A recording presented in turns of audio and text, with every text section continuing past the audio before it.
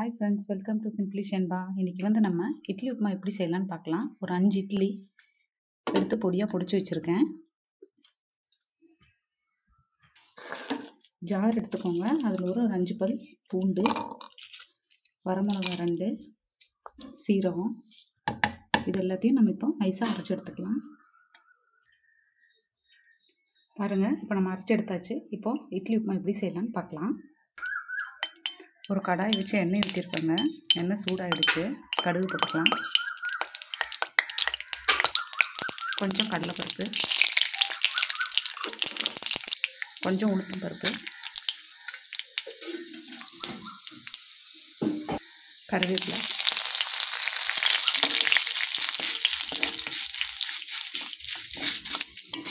பெரிய வெங்காயம், normal size ஒரு 2 வெங்காயம் எடுத்துருக்கேன்.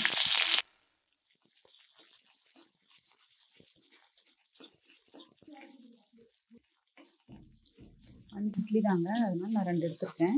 வெங்காயம் எந்த அளவுக்கு போடுறோமோ அப்போ தான் அந்தளவுக்கு நல்லா டேஸ்ட்டாக இருக்கும். கொஞ்சம் மஞ்சள்தூள் ஆட் பண்ணிக்கலாம்.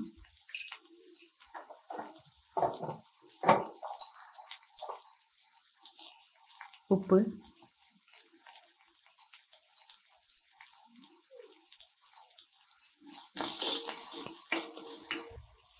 ஒரு 2 பச்சை மிளகா,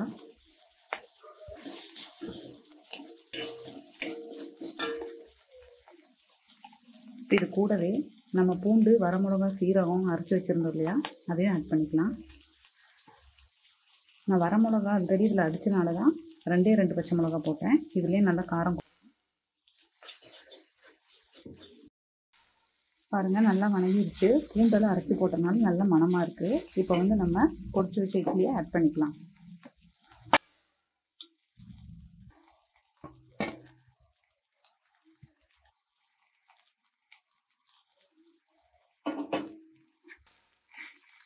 நல்லா மிக்ஸ் பண்ணி விட்டுக்கலாம்.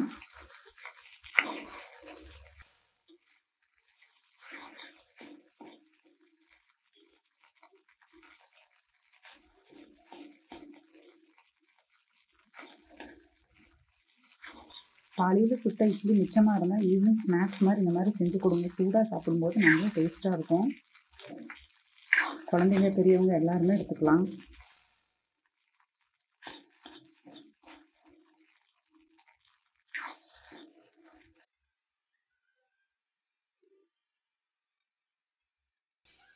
அவ்வளோதாங்க. இப்போது மேலே நம்ம கொஞ்சம் மல்லித்தலை தூவிக்கலாம்.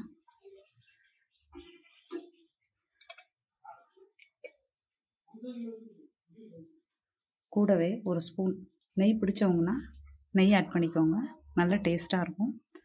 அப்படி நெய் பிடிக்காதவங்கன்னா தேங்காய் எண்ணெய் ஆட் பண்ணிக்கோங்க. நல்லா மிக்ஸ் பண்ணி விட்டுருங்க.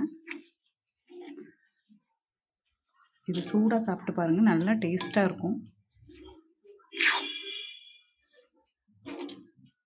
சிம்பிளி ஷென்பா சேனலை சப்ஸ்கிரைப் பண்ணாதவங்க சப்ஸ்கிரைப் பண்ணுங்கள். கூடவே பெல் பட்டனை ப்ரெஸ் பண்ணுங்கள். தேங்க்யூ.